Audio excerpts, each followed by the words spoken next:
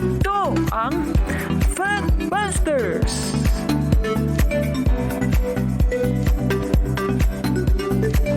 Sa puntong ito ng ating programa, kung hindi ka pa nakasubscribe, pakiclick po ng subscribe button at ang notification bell para updated po tayo sa ating mga susunod na videos. Kaya, let's go at simulan na natin! Mga kapatid, magandang araw po at kapayapaan ay maghari sa ating isipan at sa ating puso. At follow and subscribe, Factbuster PH at The Beloved Catholic sa Facebook page ni Kaburnok. At abangan nyo si Kaburnok, no? Dahil marami siyang i-reveal na mga maling aral at matutuhanan natin ang katotohanan. Dahil ang katotohanan ay magbigay sa atin ng tunay na kalayaan. God bless! Sabi ni Factbusters, si Denmar, vocalist ng Air Supply.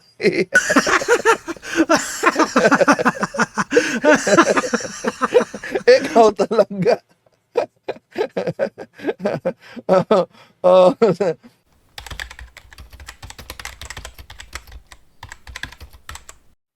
Lumabas ka sa Bohol, punta tayo ng Mindanao. O kaya punta ka dito sa Luzon. Dito tayo magdebate. Ha? Ang kondisyon ko sa'yo, lalaban ako sa kondisyon, aalis ka at hindi ka magtatago, no? Sa kamiseta ni Darwin Gitgano sa Bohol. Ha? Kahit kayong dalawa pa, isama mo pa si Jando, kayong tatlo na. Sige. Ito. Ito ha. Doctrine. Bro. First. Bro, paubaya mo sa akin si Jando. Parang isa-isa lang. Sa akin na si Jando. Wendell, makinig ka. Hindi ako tuwag sa'yo. 1 hour cross-examination. Doctrine versus doctrine. Catechism versus 28 fundamental beliefs. Magtanungan tayong dalawa. Walang latagan. Question lang. Tanong at sagot. 1 hour, tig 1 hour. Yan ha. Yan ang hamon ko ha. Ngayon, napatunayan ko sa iyo. Hindi ako duwag. Kahit kay Erwin, hindi ako umaatras. Okay, so yon ang napakahangin na hamon ni Denmar Santiago. Sabi niya, wag daw sa Bohol. Dapat, una niyang binanggit, Mindanao gawin ang debate. Abay, kakasa ako niyan. Iwan ko lang kung di ba magbago ang isip ni Denmar Santiago. Binanggit mo una Mindanao. Sige nga. Sige, tatanggapin ko. Mamaya may Zoom kami na ibigay. Pasok ka sa live namin para final i-schedule natin na ang harapan natin sa Mindanao gawin. Dito sa Osamis. Mindanao ito. Baka magbago na naman si Denmar at maghanap na naman ng palusot. Di ba Mindanao, una mong binanggit. Sige. Game ako. Kayo ba mga kapatid? Sabi niya, pagtulong-tulungan daw namin si Father Darwin. Huwag naman ganyan. Dahil kung sa tanong lang ng mga kasama mo na very categorical question, di mo masagot, naghahanap ka pa ng dalawa na Katoliko na defensor na pagtulong-tulungan ka, huwag nang puro yaw-yaw. Patunayan mo yan, Denmar. Ha? Intayin ko yung pagpasok mo. O sige, mag-usap tayo. Mag-usap tayo. At napakagandang venue natin sa Osamis, Denmar. Napakaganda. Napakagandang sound system natin. Kaya sana, kung napanood mo ito na tinanggap ko, yung hamon mo, abay, di magsimulang panginginig. sa buong katawan mo at maghanap ng ano naman ang dahilan. Kumusta? Muli ito yung lingkod, Brother Windel Talimo, makasama ninyo sa pagkakataong ito. At inaanyayahan natin ang ating mga suking taga-subaybay. Huwag kalimutan na pindutin ang like sa ating channel. And huwag kalimutang mag-subscribe at pindutin ang bell button. Mag-comment at i-share ninyo mga kapatid. May nagpasa sa akin sa video ni Dinmar Santiago na naghahamon at nagpapansin na naman si Dinmar Santiago. Iwan ko, sa hamon niya, pinag-aralan ba niyang mabuti? Dahil ayaw daw umano niyang tatanggapin, kondisyon lang, di pwede sa Bohol gaganapin ang debate. Kung gusto umano, sa Mindanao. O sige na, sa Mindanao. Sa Osamis tayo, Mindanao ito. Baka akala niya New York ito. Ha? So, ito. Lumabas ka sa Bohol. Lumabas ka sa Bohol. Oh, lumabas sa Bohol. Osamis tayo, Mindanao. No? Pero bago dyan, mga kapatid, tingnan natin kung kakasaba si Dinmar Santiago. Walang latagan. Sabi niya, tanungan agad. Gusto niya sa yung Catechism of the Catholic Church at yung fundamentals. Sige, pag-usapan natin. Pasok ka sa Zoom. Para hindi puro yaw-yaw Dinmar, ha? Pasok ka sa Zoom mamaya. Entayin ka namin para ma-final natin. Tatanggapin ko yung hamon mo at Mindanao ang gusto mo. Kaya dito natin gawin sa Osamis. O baka mag-iba na naman yung ihip ng hangin. Dahil sa live ni Dinmar at sa mga kasama, boy, parang miyembro talaga siya ng Air Supply. Bakit miyembro ng Air Supply? Ang hangin! Si Estrella Relos, mayong buntag Bro Windel, o mataki na naman ang mga may bagyo. Ang hangin kasi. Tingnan natin, di ba mag-ihip ang takbo ng lakas sa hangin niya? Dahil akala siguro niya, yung Osamis City kung saan nakabase ako, hindi sa Mindanao. Sabi niya, tatanggapin lang daw niya pag hindi sa Bohol, sa Mindanao. O sige na. Sige na, Mindanao na tayo. Yun lang. Tingnan natin, di ba magbago? Napakaganda, tanungan agad. Isang oras. Sige. Yan. Maganda yan. Okay. Eto, isa-isahin muna natin. Lumabas ka sa Bohol. Lumabas ka sa Bohol. Punta tayo ng Mindanao. O kaya punta ka dito sa Luzon. Bago ka kasi maghamon, mag-research ka muna. Ang akala siguro mo, nasa Bohol ako. Dahil sabi niya, lumabas ka sa Bohol, lumabas ka sa Bohol. Ano daw? Sa Bohol. Lumabas ka sa Bohol. Hindi naman ako taga Bohol. Kaya, tinanggap natin ang hamon. Ako nasa Mindanao, ikaw nasa Luzon. Kung gusto ka, gawin nating neutral ground. Bohol. Pero may counter siya. Huwag sa Bohol. Bakit kaya takot ang sabadista sa Bohol? Huwag sa Bohol. O sige, pagbigyan natin. Huwag sa Bohol. Punta tayo ng Mindanao. O punta tayo ng Mindanao. Hindi ako sasama sa iyo. Nasa Mindanao na ako. Hintayin na lang kita. Yan, O, akala niya na hindi ako taga Mindanao. Ikaw talaga. Kaya bago ka tera ng tera at maghamon, baka mapasubok ka sa hamon mo, i-research mo muna yung hinamon mo. Taga Bohol ba? Dahil sabi niya, huwag kang magtago sa Bohol.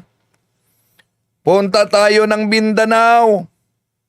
Lumabas ka sa Bohol. Punta tayo ng Mindanao. Punta tayo ng Mindanao. So, ibig sabihin, kala niya, nasa Bohol ako. At gusto niya, na pupunta kami. Magsama pa kami sa Mindanao. Dito sa Mindanao, hindi na. Nasa Mindanao na ako. Hihintayin na lang kita din, Mar. Oh. O kaya punta ka dito sa Luzon. Dito. Oo, punta sa Luzon daw.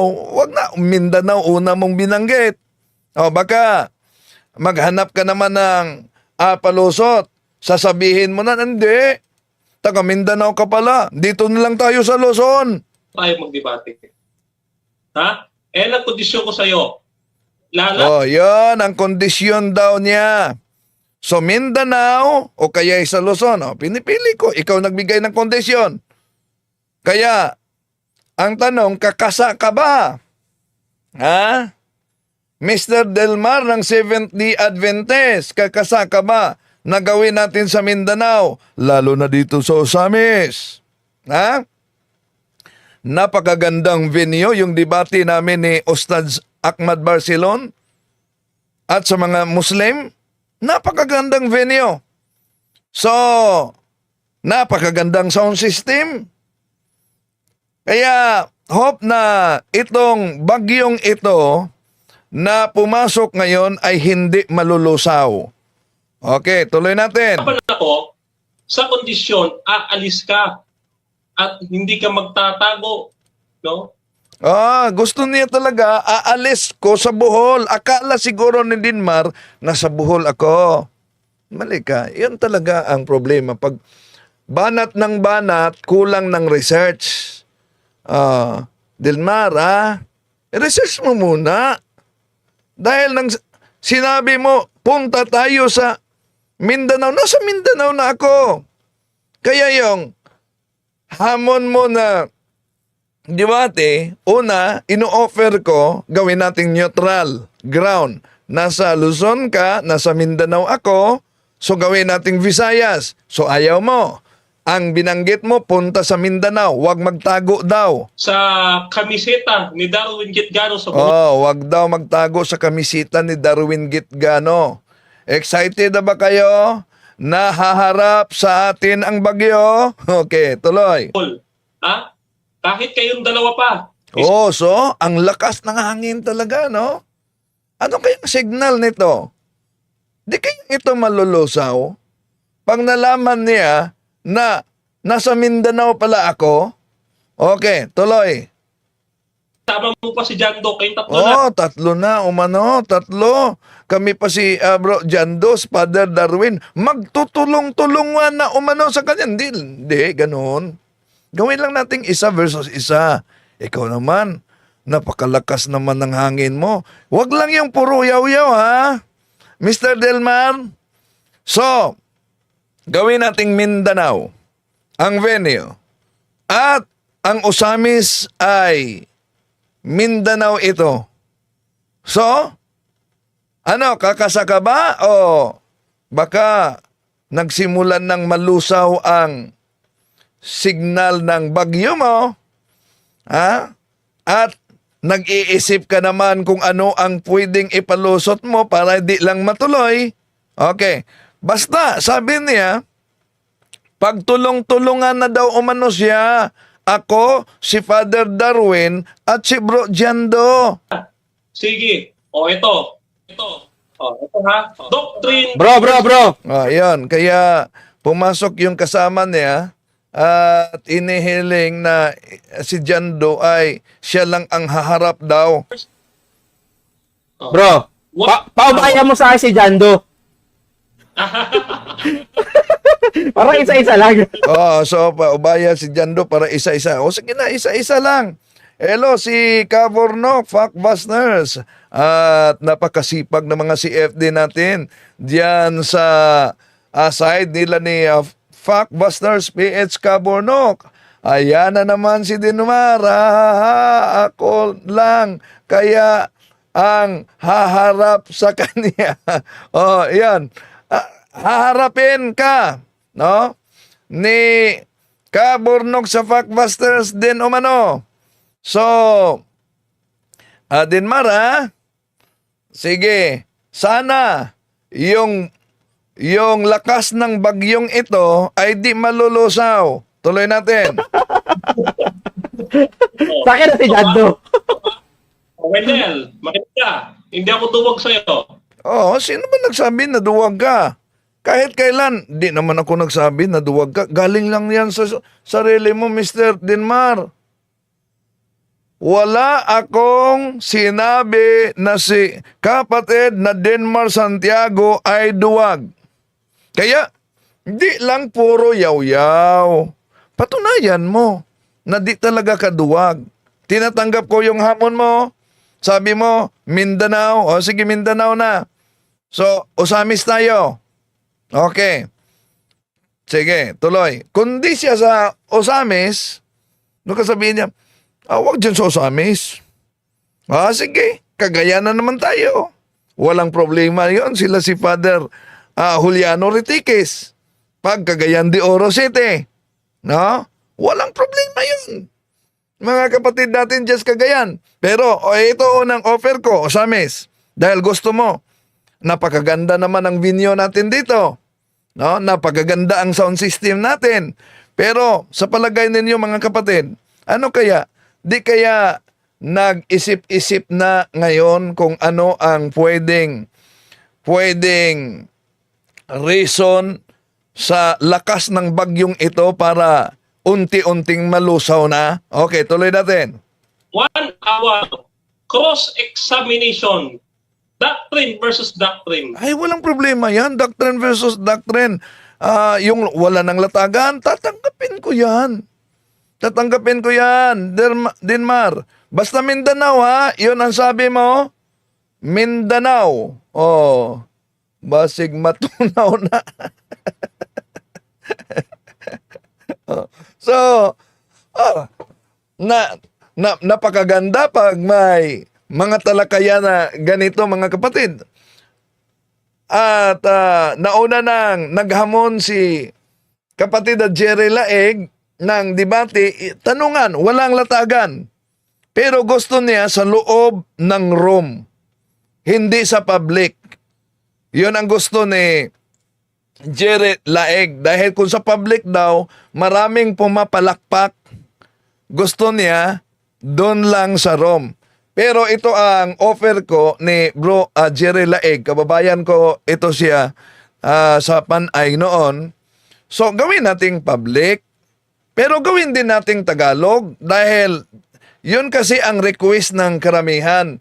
Daming mga Tagalog na hindi makaunawa ng Cebuano. No? At sabi ng mga Tagalog, dapat lagyan ng caption umano.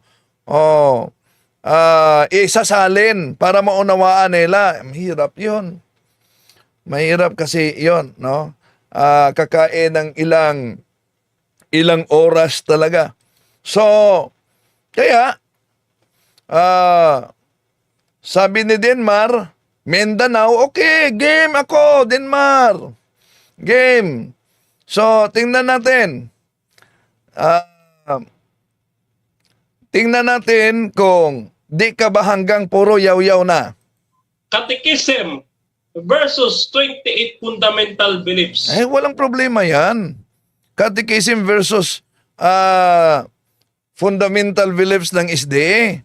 Kahit na hindi lang sa catechism at hindi lang sa fundamental beliefs ninyo. Bakit? Daming mga aklat ninyo ng Seventh-day Adventist na gumagamit ng mga aklat daw Katoliko pero hindi naman aklat Katoliko. Dami mga kapatid. Nagpakita sila ng mga iba't ibang mga aklat na hindi naman sa Katoliko at pilit nilang ipalitaw na sa Katoliko yan. Okay? So, kaya tinatanggap ko itong napakagandang hamon mo. Ang sabi mo, huwag akong magtatago sa Bohol. Hindi naman ako taga Bohol.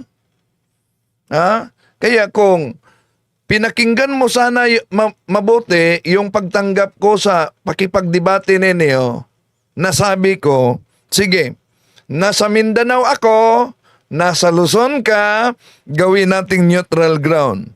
Visayas ang venue. Pero ayaw mo, iwan ko kung bakit ang mga Seventh-day Adventist ayaw na talaga nila makipagdebate ang venue sa Bohol. Ayaw nila. Kaya, yun ang dahilan kung bakit sabi ni Denmar, sige, ang debate gawin natin sa Mindanao. Akala niya, di ako taga Mindanao. Oh. So, ang swerte ko, kung sa Mindanao talaga, so, swerting-swerte ko kung sa Mindanao dahil nasa Osamis ako, nasa Mindanao ako. Ha? Pero ang tanong, di ka ba hanggang yaw-yaw lang? Okay, tuloy natin. Magtanungan tayong dalawa, walang latagan. O sige, walang latagan. Sana itong lakas ng hangin sa bagyong ito ay hindi malulusaw. Mr. Delmar, ha? Sana di malulusaw na ito, Delmar. Oh. Patunayan mo na lang. Patunayan mo. Haharapin kita. No, sa ngalan ng Seventh-day Adventist. Ang problema lang, kung pahintulutan ba kayo ng Seventh-day Adventist dito sa Osamis? Ang problema lang, kung pahintulutan ba kayo sa Seventh-day Adventist doon sa Cagayan dahil malapit hindi natuloy yung sa Cagayan. Si Germalo Calapre. Online bro? Hindi. Online. Bakit hindi ako papayag ng online? Dahil gumagamit siya ng aklat Katoliko, pero yung kotisyon hindi sa Katoliko. Kaya gusto ako na harapan talaga. Bookingan na. Di ba? Oh. So kaya kung ipagdasal nyo, di malusaw ang bagyong ito. Ha? Sana tuloy-tuloy na ito. Ito lang ang bagyo na hinihintay natin. Di po ba? Imagine, hinihintay ang lakas ng bagyong ito na makarating. Okay, tuloy natin. Question lang. Tanong at sagot. 1 hour, tig 1 hour. Yan ha. Yan ang hamon ko ha. Ngayon, patunayan ko sa iyo. Hindi ako duwag.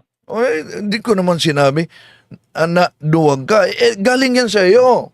Pero, kung di ka kakasa na tinanggap ko na, abay, iba na yan. Napatunayan mo yung sinabi mo na hindi ako duwag. so, kaya patunayan mo na di ka duwag. Ang lakas ng hangin mo, para makasabi tayo na miyembro talaga ng Air Supply. So, sige. Patunayan mo, Mr. Dilmar, ha? Si Erlyn Dalapay. Yes, dapat harapan kasi kitang-kita na walang tinatakpan yon. Yung sinabi nila na Bibliang gamit ko tampered, sige, harapan tayo para makita ninyo. No? Yung nilagyan lang, okay. Sabi ni Fuckbusters, si Denmar, vocalist ng Air Supply.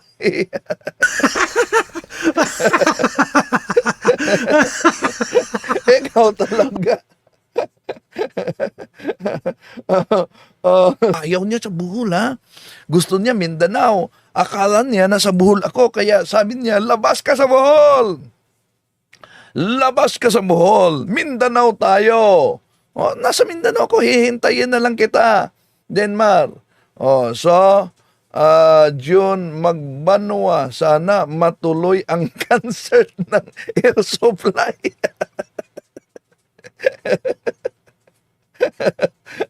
Okay, ha? Sana talaga. Okay, tuloy natin. Kahit kay Erwin, hindi ako umaatras. Kahit kay Erwin daw, di siya umaatras. Sige na. Sige na, patunayan mo. Mamaya, Denmar, pasok ka sa Zoom natin para pag-usapan natin, ha? Mindanao. Hindi sa Bohol. Okay. Game ako dyan. Sana di malusaw ang lakas ng hangin. Okay? So maraming salamat po sa inyong pagsubaybay mga kapatid. Abangan ninyo kung kakasaba ang naghamon. Baka walang pagkakaiba na naman ito kay Pastor James. Di po ba? Kahit anong oras, kahit saan. Kaya pinuntahan natin sa Cagayan. Hindi nagpakita. 2 bisis natin pinuntahan sa Cagayan, de Oro City. Kung saan, doon siya nakabase. Di napakita. Anong sabi niya sa kanyang live? Bakit hindi ako sumipot? Dahil nakita ko sa live ni Wendell na pag magpakita ako, aabangan na daw nila ako. Nako, naggawa na naman ng sariling kwento. Kailan ko ba yan sinabi? Na, parang may takot na ata siya. Aabangan daw siya. Hintayin ka namin dahil magkipagsundo tayo para sa hamon mong debate. O kaya, si Denmar siya ang naghamon dito, lalabas daw ako, dapat lalabas daw ako sa Bohol, ang akala niya nasa Bohol ako, dapat di daw umano ako magtago kay Father Darwin, magsama daw kami sa Mindanao. Akala niya, di ako taga Mindanao. Ngayon, na alam na niya na nasa Mindanao ako at tinatanggap natin ang hamon niya na gawin natin sa Mindanao. Ang tanong, di ba malulusaw ang lakas ng hangin sa bagyong ito? Abangan ang susunod na kabanata, mga kapatid. Maraming salamat sa inyong pagsubaybay. Abangan ha. Sigurado ako na yung mga kasama ni Denmar ngayon ay talagang nanonood sa atin at ipaabot ito kay Denmar na gawin natin sa Mindanao. Maraming salamat. Hanggang sa susunod. Mga kapatid, magandang araw po. At kapayapaan ay maghari sa ating isipan at sa ating puso. At follow and subscribe, Factbuster PH, at The Beloved Catholic sa Facebook page ni Kaburnok. At abangan nyo si Kaburnok. No?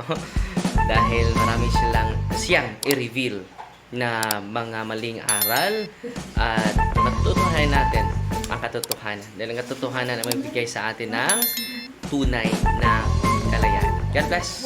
I am Catholic, I am a